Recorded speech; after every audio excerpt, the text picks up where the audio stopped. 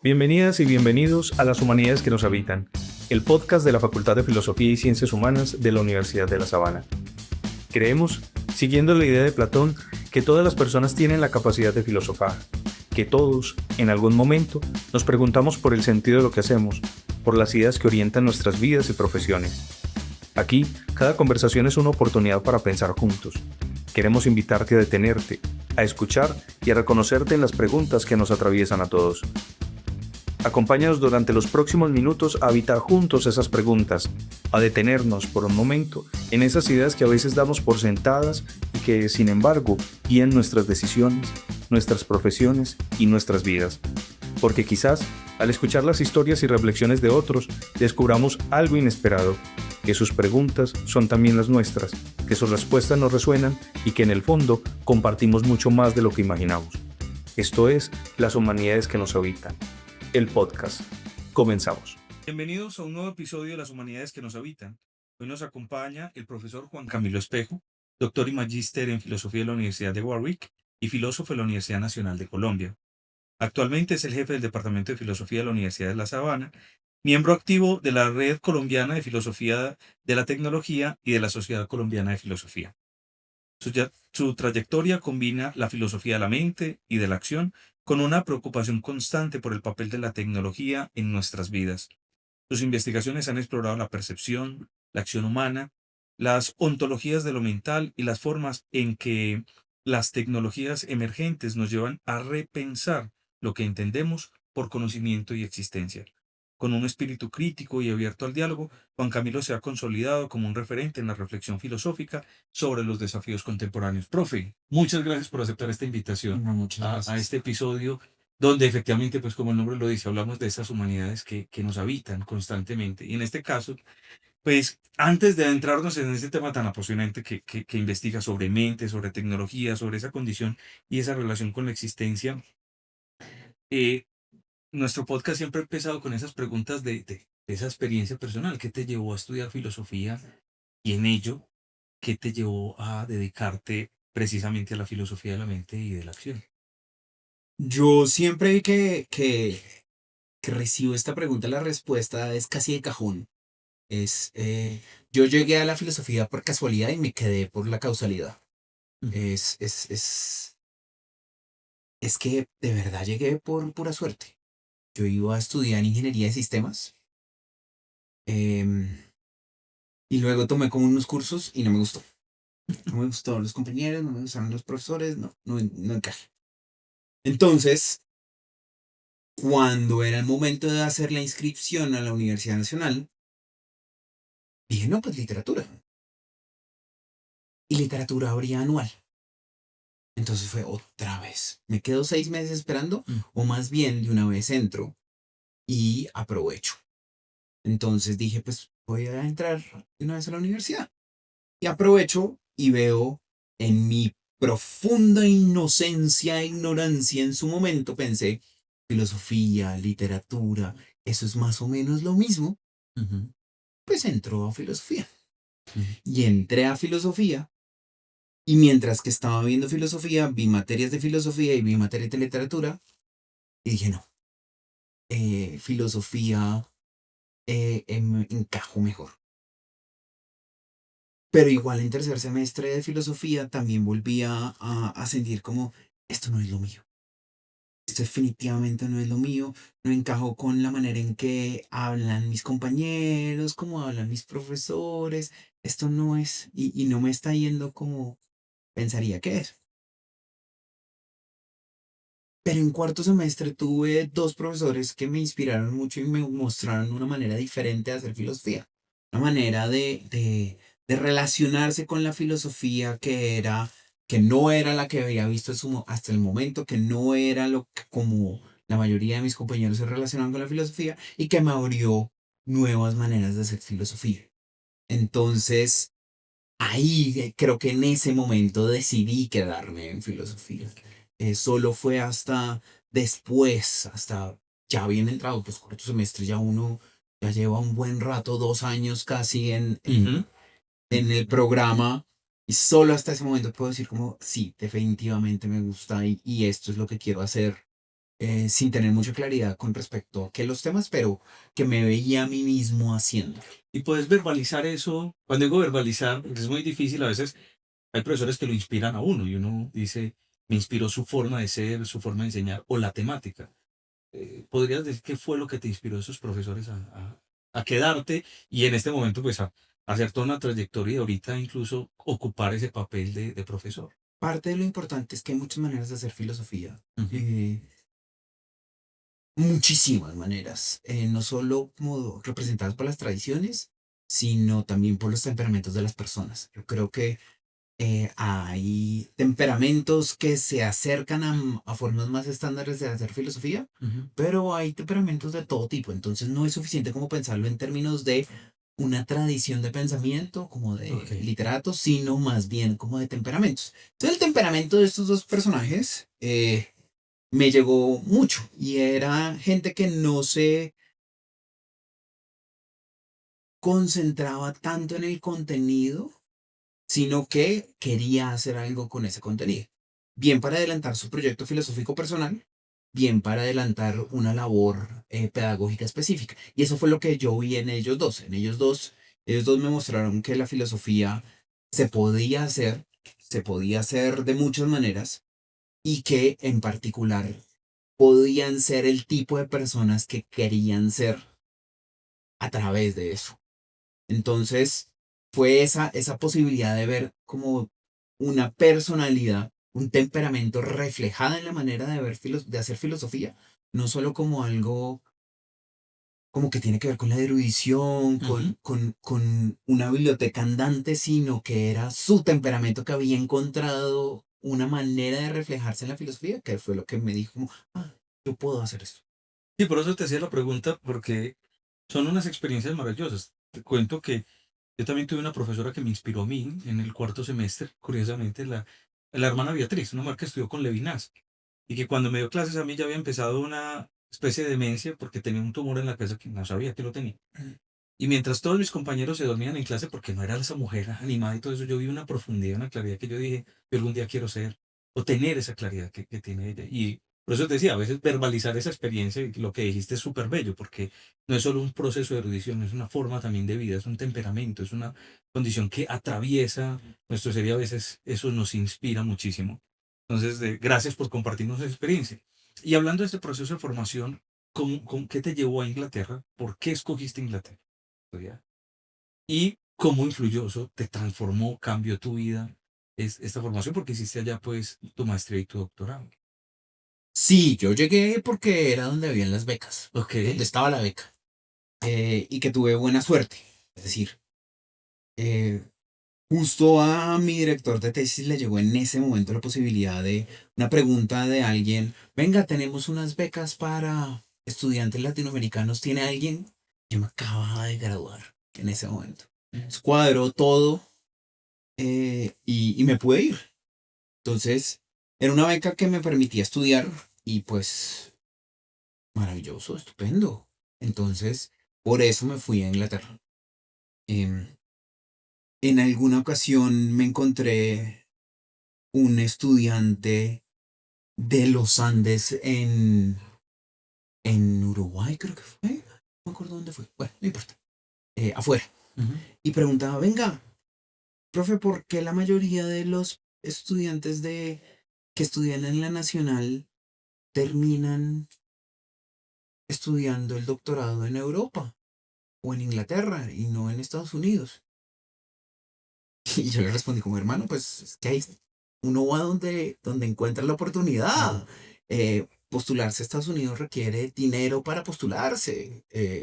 Entonces creo que eso es muy importante también reflejarlo, como las condiciones de la filosofía dependen de otro montón de cosas, las cosas materiales, el azar, no solo con la excelencia académica, como el hecho de que usted haya estudiado en una universidad, no, no, depende un montón de cosas. Ujú. Entonces, yo tengo clarísimo que fue una mucha suerte que en ese momento se dio la oportunidad para un tema que era filosofía de la mente, todo cuadró perfectamente, pero fue de verdad providencial, eso sí, Sí. yo lo tengo clarísimo, pero, pero porque además definitivamente la experiencia en Inglaterra sí me abrió mucho Ujú. la mente. Warwick es un lugar, o era un lugar, donde hay un fuerte énfasis en filosofía de la mente y en filosofía continental.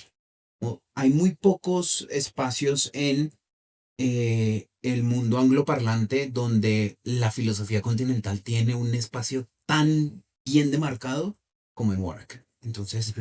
em, mis compañeros estudiaban Deleuze, Derrida, Hegel, Nietzsche, em, todo un montón de cosas que yo en mi vida había estudiado. Eh, em, y afortunadamente ellos tuvieron la paciencia de escucharme y responder a mis preguntas y ayudarme más que cualquier otro profesor. Ellos me abrieron un montón de Qué interesante eso. eh, La formación la con vida los filosófica. compares, ¿no? Por supuesto, mis compañeros de doctorado era gente que hacía cosas muy locas, ¿no? Como leer la fenomenología del espíritu y compararlo con la de Derrida y mirar cosas maravilloso, estupendo, pero no lo alcanzo a entender. Venga, nos sentamos y me explica, me cuenta. Ujú, ujú. Uf, uf, chéverísimo. Y eso me ayudó mucho, porque definitivamente no va con mi temperamento. Mi Ajá. temperamento filosófico no va con el estudio largo de una tradición de pensamiento como se necesita para estudiar a Hegel. Ujú. Em, pero gracias a ellos pude asistir y aprovechar a los profesores porque me ayudan a ver como muchas cosas. Me hiciste acordar de un libro, Temperamentos filosóficos, de Peter Sloterdijk. Que habla así, hace todo un recorrido por el temperamento de los filósofos. Yo Sí. definitivamente creo que eso es muy importante reconocerlo. Yo se los pongo a los estudiantes de pregrado en términos de, mire, en principio cualquier profesor le podría dar cualquiera de sus materias, cualquiera. Ujú. eh, lo más valioso no es tanto la capacidad de transmitir unos contenidos, sino que usted entienda diferentes maneras de hacer filosofía a través de diferentes temperamentos. Lo más valioso que tiene un profesor de filosofía para enseñarle es cómo un mismo profesor se puede enfrentar al mismo texto de maneras diferentes. Sí. Es absolutamente maravilloso. Y de hecho, esta experiencia que nos compartes, y qué bueno que muchos estudiantes, bueno, y profesores que están escuchando esto, yo creo que una de las cosas que más te menciono es esa necesidad de la cultura del encuentro. A mis estudiantes les digo mucho que mientras yo hice el pregrado, ¿no? Y siendo profesor, he creado infinidad de grupos de estudios, muchos grupos de estudios he creado, porque yo creo mucho en esa coformación, es decir, no en un proceso vertical, sino en un proceso de encuentro, de diálogo. Pues imagínate un grupo de estudio donde todos estemos leyendo el mismo texto. Son 10, 15 lecturas completamente diferentes y mira que tu experiencia estuvo formada también por esos compañeros que te adentraron a esos temas filosóficos como tal. Antes de llegar a Inglaterra ya trabajabas filosofía de la mente, filosofía analítica, Sí, sí, sí, sí. Fue a partir del cuarto semestre que que hay oí ese muchas tipo de cosas. cosas. Entonces, Dices una cosa muy bella, dices fue una providencia, y sí, pero mira que también hay que reconocer que lo más probable es que hiciste un trabajo bien hecho, constante, disciplinado, para que el profesor te pudiera referenciar. Mira eso tan bonito. Yo creo que a veces esas oportunidades también se crean desde esa experiencia de sí, vida y ese sí. encuentro. Bueno, profe, has trabajado mucho esto de lo del en activismo y las teorías del sentido común. A ver, ¿qué es eso? Cuéntanos un poco qué es eso y eso cómo nos ayuda a entender la vida cotidiana o cómo se ve esto en la vida. Como parte de lo que caracteriza mucho de la filosofía del siglo XX angloparlante es un lugar especial que se le da a la vida cotidiana y al sentido común. Hay cosas que me gustan mucho.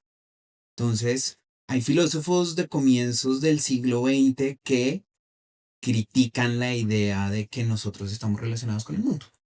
Ok. eh, que eso lo llaman un realismo ingenuo, que pues, nosotros no, muy influenciados por el empirismo británico clásico, donde hay un velo, que no estamos en contacto directo con el mundo, sino que siempre es mediado a través de otras cosas, que aquello con lo que tenemos un contacto directo en realidad son datos de los sentidos, son entidades extrañas a través de las cuales nosotros puede que sí tengamos algún tipo de contacto con el mundo, pero siempre está mediado a través de otras cosas. A mí me gusta mucho la idea sencilla e ingenua de que estoy relacionado directamente con la mesa, con los objetos que están aquí, cotidianos. Pero eso implica una explicación más grande de las ilusiones, de las alucinaciones, de las fallas. Em, Hay un filósofo que me gusta mucho que se llama Tim Williamson. Williamson lo pone en términos de, venga, empiece con el caso bueno, empiece con el caso bueno. eh, y trate de determinar hasta dónde lo lleva a eso y qué le puede decir eso sobre la experiencia humana. Ujú. Entonces, en el caso del conocimiento es más interesante y es que uno puede empezar con los fallos de conocimiento o puede empezar con los momentos donde uno quiere considerar como aquí hay conocimiento. Esto es lo importante. Ujú. Em, y eso le abre a uno unas maneras diferentes de concebir la relación entre la mente y el mundo, entre una posibilidad de conectarse con el mundo. Y eso me parece interesante como tratar de defenderlo y ver los límites y las ventajas de esas posturas. También va muy de la mano de uno de los filósofos que me gusta mucho, que es los filósofos ingleses en particular tienen eso, pero se nota a través de la influencia de Ludwig Wittgenstein a lo largo del siglo XX. Ujú. Como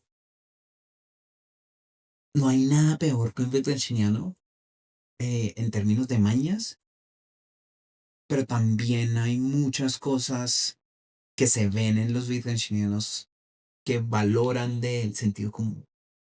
Incluso si no son propiamente Wittgensteinianos, hay muchas referencias como Ryle, como Austen, que creen que hay algo importante en la manera en que hablamos y pensamos cotidianamente que Ujú. vale la pena defender, que vale la pena entender mejor. Em, Es por eso como que me gustan mucho y eso tiene que ver por el lado del sentido común. ¿Cómo definir ese sentido común? Por ejemplo, No, para... no, no, no, no, no. Es difícil caracterizar exactamente qué es lo del sentido común. Una manera de hacerlo es a través del lenguaje. Entonces, una manera de entender qué es lo que es importante es, venga, fíjese en las maneras en que utilizamos las palabras. Fíjese en la manera en que podemos hablar ya del mundo, ya, antes de una reflexión filosófica, fijarse cuál es el punto de partida importante. Y el punto de partida importante no es una reflexión desde el punto de vista del sujeto abstracto, sino cómo se refleja eso ya en el lenguaje. Entonces, eso caracteriza mucho la filosofía analítica Ujú. eh, eh, y creo que una manera de entenderlo es que el lenguaje es lo más importante, que la manera de hacer filosofía es hacer filosofía sobre el lenguaje. Pero creo que hay otras maneras de verlo y es como el lenguaje es importante porque nos refleja una manera importante de pensar sobre el mundo, pensarnos nosotros también, pensar todo lo que hace la filosofía. Entonces, el lenguaje en sí no es importante, sino que refleja una cosa que es importante. Entonces, una manera de entender las cuestiones sobre el sentido común están ya en, fíjese cómo opera el lenguaje y el lenguaje le va a decir algo. El lenguaje es una manera de capturar una intersubjetividad interesante, que Ujú. no va a ser perfecta, pero no tiene por qué serlo y nos ofrece en muchas ocasiones un punto de partida valioso. Profe, esto tan interesante incluso para los oyentes que, pues para quienes se acerquen a este podcast, una de las cosas más maravillosas es escuchar al profesor Espejo hablando, por ejemplo, de la tecnología, la técnica y el papel de la filosofía allí. Mira, no cabe duda de que hoy la tecnología absorbe nuestra vida, ¿cierto? ¿Qué papel tiene esa filosofía, el lenguaje, la mente o tus intereses en pensar esa tecnología, porque hoy yo creo que estamos un poquito también hastiados de tanto inteligencia artificial y que hay, digamos, un, un boom por estas preguntas, pero que son necesarios, digo, este a nivel personal, pero que son necesarias y fundamentales. Y escucharte a vos hablar sobre filosofía de la tecnología es una cosa maravillosa, pues porque lo hace uno soñar y pensar en otras cosas que uno no, pues, no se atreve a pensar. ¿Cuál es ese papel de la filosofía y por qué consideras que es importante que la filosofía entre a hablar también con esa tecnología que nos habita, que nos permea, que nos toca?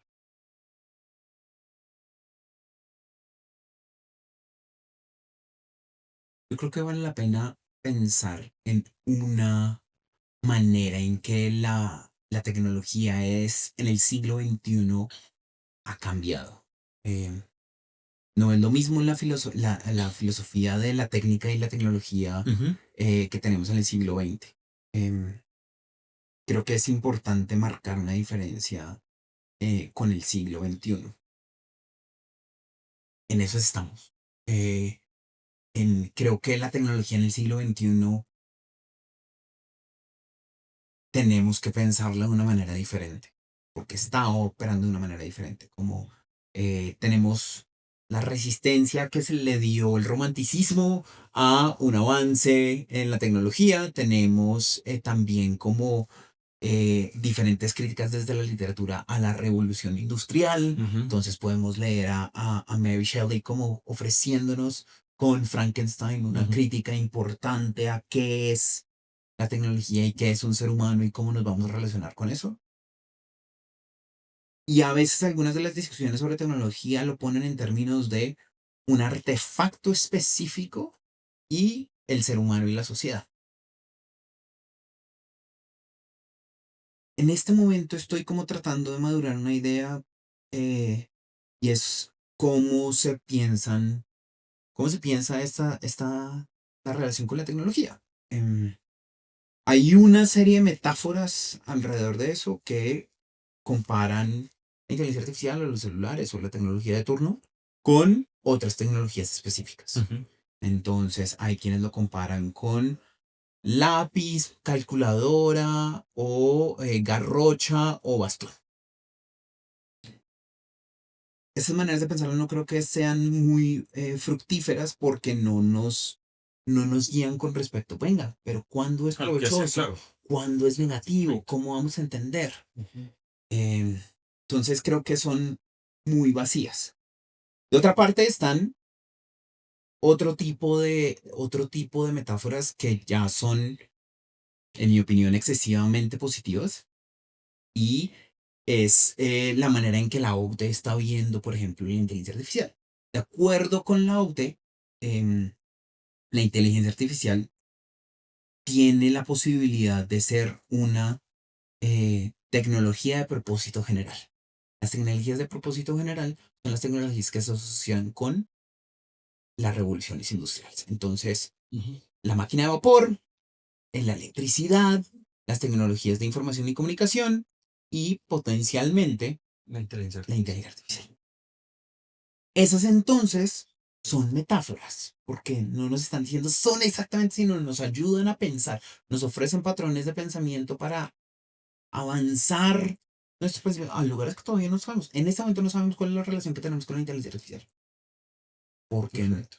porque puede ir por muchos lugares, puede desarrollarse de una manera diferente. A mí me aterra una Latinoamérica cuyos estados estén basándose en inteligencia artificial porque también estamos sujetos a otro montón de tradiciones y a otro montón de otros problemas. No sé cómo va a suceder, qué va a suceder. Necesitamos maneras de pensarlo y creo que esa ventaja, la ventaja de la metáfora de las tecnologías de propósito general es que nos abren un horizonte de productividad, de innovación, de transformación. Ujú. Em, y son metáforas porque pues, tenemos como Claro. conceptos completamente bien definidos, pero sí nos abren posibilidades de pensamiento, nos sirven para imaginar posibilidades, nos ayudan, nos motivan, nos dan alimento a un montón de maneras de aproximarse a cuestiones que todavía no tenemos mucha claridad. Aunque también miedos, ¿no? Porque también o sea, esas posibilidades también se pueden tornar en aspectos de temor. Claro, pero esas metáforas no ayudan, no facilitan eso. Ok, Justamente pensarlo como eh, la máquina a vapor, como la electricidad, como el internet es, uy, la gente se asustaba al principio, uy, la gente claro, hacía eso, pero con el tiempo. A mí esa serie de metáforas no me gusta tanto. perfecto. No ¿Por qué? sabemos qué va a pasar. Porque no sabemos y esconde buena parte de los problemas. Hay un montón de cuestiones que es importante pensar. La cantidad de dinero que está moviendo esta tecnología, la cantidad de burbujas que se están, uno apoya al otro y otro apoya al otro y otro apoya. ¿De dónde va a salir ese capital? Eso parece una pirámide que en algún momento se va a tumbar o no, porque las pirámides solo fallan cuando deja de haber un crecimiento, pero es que parece que seguimos y seguimos y seguimos dándole dinero a todo lo que tenga que ver con la inteligencia artificial. A mí me parece que parte de lo que es importante pensar con la inteligencia artificial, y no es que, y parte de lo importante de hablar de metáforas es que las metáforas no necesariamente van una en contra de la otra, sino que puede que se complementen. Entonces, puede que sí necesitemos pensar la inteligencia artificial como una tecnología de propósito general, pero también tenemos que pensarla como tecnologías más sociales. Ok, Em, y para mí el ejemplo es el del alcohol. El alcohol tiene un rol social. Es importante, alegra el corazón. ok, Tiene un espacio en las celebraciones, en los ritos religiosos, en la vida cotidiana. Se utiliza para el brindis de los graduados recientemente como vinculados a la profesión, pero también causa enfermedad desde cirrosis a todo el espectro de maneras en que podemos tener una relación problemática con el alcohol. También tiene asociado a ello unos riesgos. Yo no quiero que mi hija de 5 años esté tomando brandy en la mañana, ujú, en la tarde o en la noche. Me da igual. No quiero. Punto. Eh, también tenemos maneras y es aceptable socialmente que yo tome brandy a las 5 de la tarde y que al mismo tiempo le niegue eso a mi hija. ujú. Hay razones, pero también hay prácticas culturales. Creo que pensar la relación que tenemos con la inteligencia artificial como con el alcohol. Es decir, afecta nuestra relación cultural, depende de nuestra relación cultural, depende de nuestra relación familiar, depende de mi formación específica, también depende de mi condición de salud. Hay Claro, muchas personas que en este momento la inteligencia artificial les está causando mucho daño, dado el tipo de personas que son.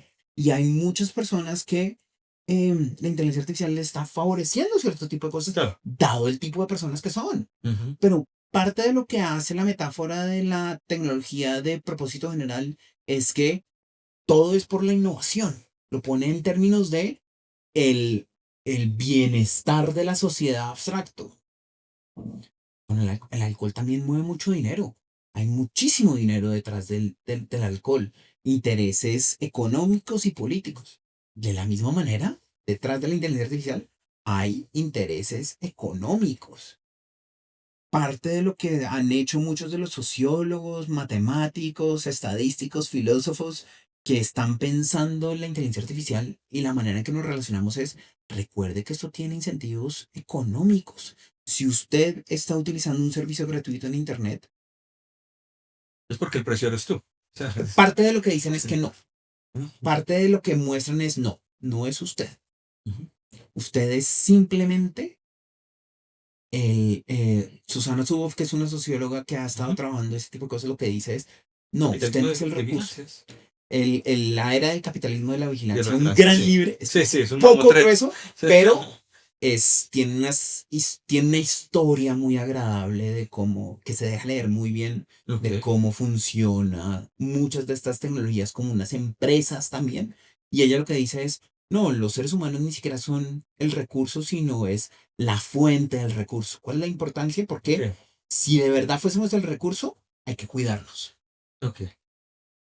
La imagen que ella quiere sacar es como, no, venga, es que usted no importa para estas tecnologías. Usted simplemente la manera en que se logra el recurso. El recurso son los Los datos. datos. Sí. Usted no importa. La persona no es importante. No la tecnología no depende de las personas, depende de los datos. El momento en que logremos sacar datos de otro lado, deja de ser importante. Entonces, y ella ni siquiera lo pone en esos términos, lo pone un poco más fuerte. Nosotros somos eh, como los desechos de sacar el recurso. Ok. Em, no es un miedo para demonizar. Yo no quiero. También parte importante de la metáfora, de la comparación con el alcohol es que, pues, no sirve prohibirlo del todo. No sirve demonizarlo y castigar cualquier forma de uso. Pero tenemos que encontrar estrategias de cuidado de los más vulnerables Sí. y estrategias de autocuidado. Tenemos que encontrar cómo yo me relaciono con esta tecnología. Yo en particular, cómo voy a querer educar también y Ujú. cómo va a ser muy particularizado. Eso creo que hace falta dentro de la reflexión sobre la tecnología, como no es tanto sobre la tecnología, sino cómo cada persona se está relacionando y que tenemos que adoptar estrategias de cuidado y autocuidado.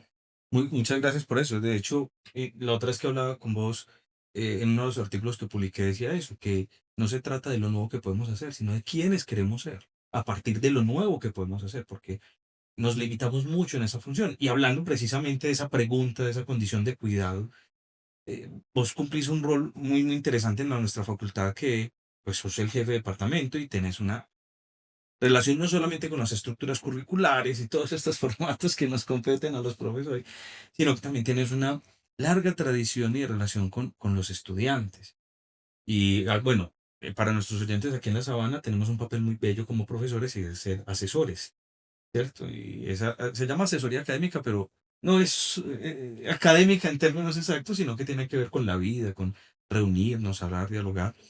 En medio de esos cuidados, hoy, ¿qué retos tienen nuestros estudiantes o qué has logrado ver frente a estas nuevas tecnologías o estas tecnologías emergentes en su proceso de formación?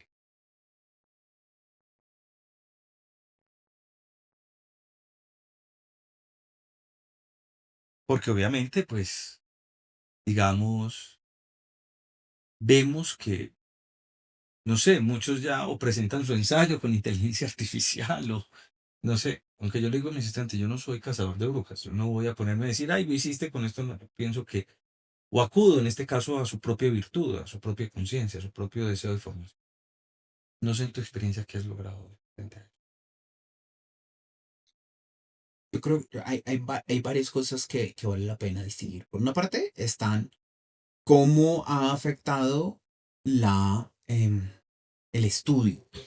Entonces, cuando yo estaba en la universidad, yo estudiaba con fotocopias. Ujú, ujú. Ya nadie tiene fotocopias. Eh, entonces, ahí están los más afortunados que pueden comprar el libro y tienen su libro. Están los que sacan el libro de la biblioteca, pero la gran mayoría leen el texto en un formato digital. Y dentro de ellos, los más lo leen en el celular. Ujú. Entonces, hay una parte que tiene que ver con cómo nos estamos relacionando con la tradición filosófica. Ok. No es lo mismo leerlo en papel, sea cual sea la versión, a leerlo en pantalla, bien en el computador, bien en el celular. En el celular me parece más dañino porque en el celular uno hace muchas cosas con el celular. em, y se puede distraer muy fácilmente. Sí, Entonces sí, están las sí. redes sociales, está otro montón de cosas, un montón de aplicaciones que están hechas para robarle a uno la atención. Parte de la gran ventaja del libro es que uno se distrae y levanta la mirada y se tiene que enfrentar al vacío en el que está. Por muy lleno que esté en una cafetería, si uno está leyendo y se levanta, es un momento de choque Claro, y qué se bonito detiene a eso. pensar. Sí, sí. En cambio, si uno está leyendo en el celular, Da la se notificación. manda la notificación inmediatamente y no hubo un momento para pensar. A mí me encanta distraerme con el papel. Me encanta leer en una cafetería.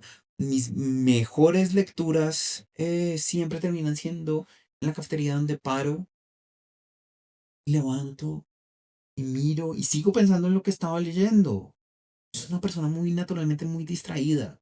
em, pero así, esa distracción me sirve para profundizar, para detenerme y pensar en lo que estaba leyendo o conectar con otra cosa. Creo que es una de las cosas que se está perdiendo, porque Ok. parte de lo que están haciendo muchas de estas tecnologías con las redes sociales es que capturan nuestra atención, buscan capturar nuestra atención por medio de colores, sonidos, hits de dopamina inmediatos que son muy difíciles de resistir. Una de las cosas que yo les digo a los estudiantes es, traten de utilizar el celular en blanco y negro. Eh, Se supone que muchas de las funciones del celular las podemos hacer en blanco y negro, Ujú, ujú. pero buena parte de estas aplicaciones están diseñadas pensando en la psicología humana y cómo los colores nos afectan y nos llaman la atención. Entonces están hechas para atraernos, llamar la atención, el iconito en rojo que dice que tienes una notificación, El sonido el mismo. sonido, Ujú. todo eso está hecho. Tú lo necesitas, sí. En este momento trabajar sin redes sociales es muy difícil, muy difícil. Y llamo redes sociales WhatsApp. Ujú. Trabajar en Colombia en este momento sin WhatsApp es muy difícil. ¿Se puede? Sí, claro que se puede, pero es muy difícil. Pero no lo tiene por qué tener ni con notificaciones, no lo tiene por qué tener a color. Hay varias cosas que uno puede empezar a hacer y uno nota la diferencia de cómo no le está robando tanto la atención. Claro. Entonces, es una de las cosas. En parte del consumo de parte de los estudiantes, creo que hay un reto adicional y es que hay muchas demandas en la atención Sí. que, dadas las circunstancias también, insisto, pues ya no toca gastar un montón de plata en Fotocopias. fotocopias. Ujú.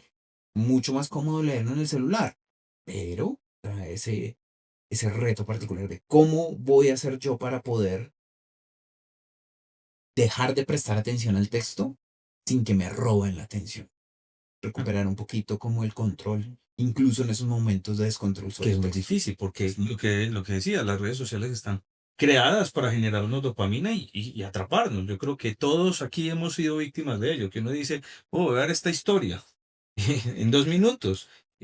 Pasaron 40 minutos por estar metido viendo un montón de microhistorias que lo que hacen es generarnos dopamina. Yo creo que, de hecho, una de las primeras cosas que hice cuando iba a ser papá, cuando nos enteré que era papá, fue leerme un libro de un psiquiatra francés que se llama La fábrica de idiotas. Cómo las pantallas hoy, al robarnos tanta atención, nos evita algo muy bello. Y es lo que decías, el detenerse, que eso lo llamamos contemplación. Byung-Chul Han dice algo precioso. El multitasking es para los animales, no para los seres humanos. Porque mientras un animal está tomando agua, está con el oído pendiente de que no se lo vaya a comer otro. Lo que es propio del ser humano es contemplar. Y yo creo que la lectura es un proceso de contemplación muy bello. Pero cuando estoy rompiendo esa relación con la lectura, incluso con otra persona, donde, no sé, cuando nos sentamos en una cafetería y empiezo a chatear en el celular, me pierdo también de la otra persona. Y ahí es donde rompo ese encuentro, ese vínculo con el texto, con la otra persona, con el entorno. Y lo que hago es crear fragmentariamente. Recuerdo que incluso para todos nuestros oyentes, el primer podcast hablando con el profesor Ronald, yo le hacía la pregunta, profe Ronald, ¿hoy se lee más o se lee menos? Y decía, hoy se lee más fragmentariamente. Decía una cosa muy bonita.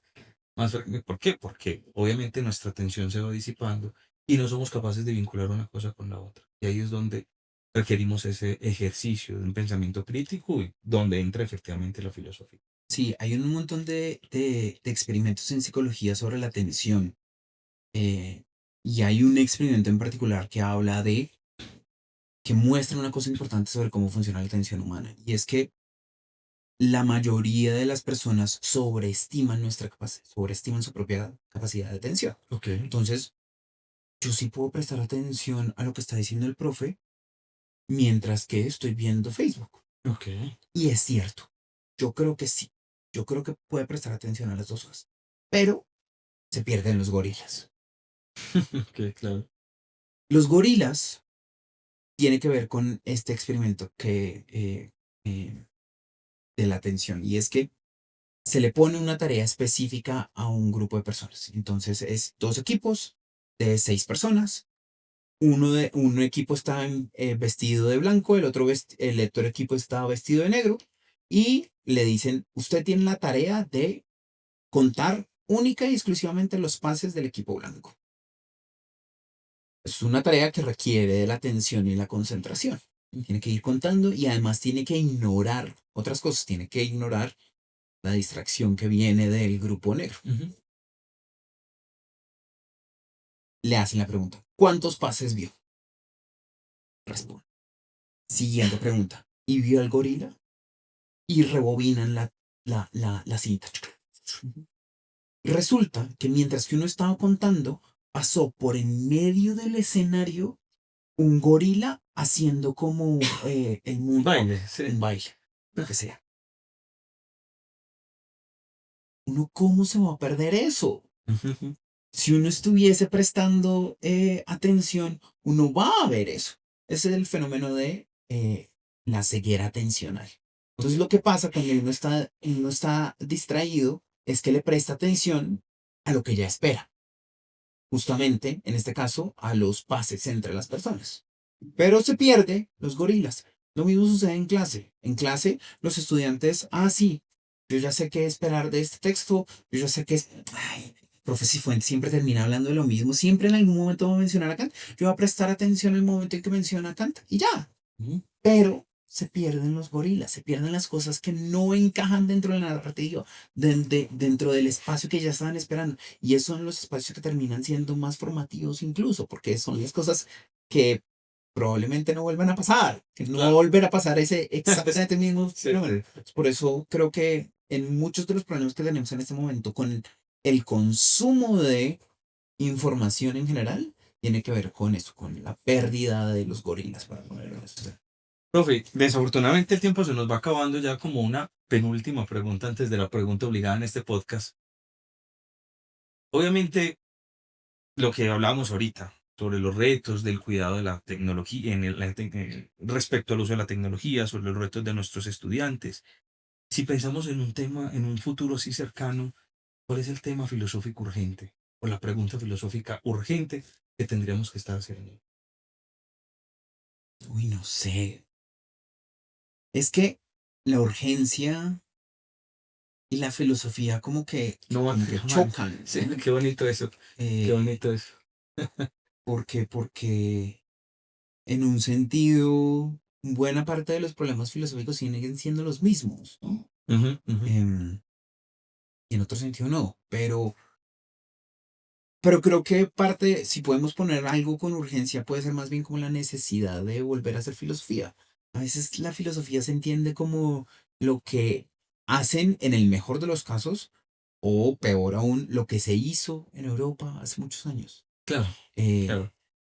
y más bien no como parte de las actividades normales de las personas. Mm, Todo el mundo tiene en su quehacer cotidiano pensamientos filosóficos, solo que hay algunos que nos dedicamos a eso profesionalmente, de la misma manera en que eso sucede mucho con el arte. Creo que la gente deja de hacer cosas porque se imagina que el arte es lo único que se presenta en el Louvre y ya. ujú. No, venga, la creación está en todos lados, y los niños entienden eso Claro, de una súper manera claro. Sí, sí, sí. clarísima. Y uno también de papá empieza a crear también, desde historias a juegos, a otro montón de cosas. Creo que es una de las cosas que es muy importante recuperar y es la creación es muy importante, la creación cotidiana es muy importante y de la misma manera la creación filosófica es muy importante. Ujú. Tener una amistad es tener un matrimonio, ser papá es un acto filosófico constante de estar pensando y reflexionando sobre varias cosas. Eso no tiene nada que ver necesariamente con la filosofía académica, Ujú. pero eso es importante. Creo que para ponerlo en términos concretos, la respuesta a la pregunta sería como, ¿qué creo que es más importante en este momento para la filosofía? No sea importante, no urgente, sino eso, recuperar ese sentido en que la filosofía es cuestión de todos. Todo el mundo piensa, Claro, pues sí. claro. Que de hecho, te agradezco profundamente esa respuesta, porque así abre nuestro podcast. Nuestro podcast, la cortina de nuestro podcast es siguiendo esa idea de Platón de que todos nosotros hay un filósofo. De hecho, hace poco daba una conferencia en la Facultad de Medicina bajo una sentencia galénica, bueno, que aparece en Hipócrates, ¿no? Que es todo buen médico es también filósofo. Y yo terminaba la conferencia diciéndoles, muchachos, nunca se olviden de vez en cuando pensar su quehacer. Yo porque soy médico, ¿qué es la medicina? Porque a veces nosotros damos eso por sentado, pero se nos olvida que a partir de esa definición, de ese concepto que yo tengo una, bueno, relación con el mundo, aunque ya nos dabas al inicio sobre ese activismo de esa no relación con el mundo. Yo sí pertenezco a ese lado de la filosofía, eso es lo bonito, ¿no? Que hay muchas formas de ver esta forma que nos relacionamos con el mundo, y ahí es donde decimos, a veces no nos detenemos a pensar, digamos, con una frecuencia que nos permita darnos cuenta, pero todos lo hacemos, decía Casirer eso. Hasta el ser humano más iletrado, mirando el horizonte, se pregunta por el sentido de la vida. Lo que pasa es que pensar nos cuesta, y pensar y detenernos más en un mundo que es tan acelerado, eh, y nos demanda también mirarnos. Y a veces mirarnos, quizás, no lo sé, puede causar miedo, puede causar temor, no lo sé, pero creo que detenerse, y no como ese ejercicio simplemente del silencio, la actitud del monje, sino también de el detenerse en la vida cotidiana misma, en la vida misma, y hacernos esa pregunta, lo que acabas de decir, la amistad, el amor, esa condición de paternidad. De verdad que te agradezco profundamente esa respuesta. Y la pregunta obligada de este podcast, porque desafortunadamente tenemos que terminar. ¿Qué libro, serie o película nos recomendás y por qué esa recomendación? Yo llevo dictando ya varios semestres diferentes cosas que tienen que ver con tecnología. Y una de las cosas que me he dado cuenta es que las referencias de películas que hago no resultan tan pertinentes. Es decir, porque uno busca como con las películas ayudar a entender, a que se entienda ciertos Sí, aspectos. exacto. Pero no. Entonces, por ejemplo, yo les digo como Matrix, ¿la han visto o no la han visto? La mayoría no la han visto. Her, ¿la han visto o no la han visto? La mayoría no la han visto. 2001 Odisea del Espacio, mayoría la han visto o no la han visto.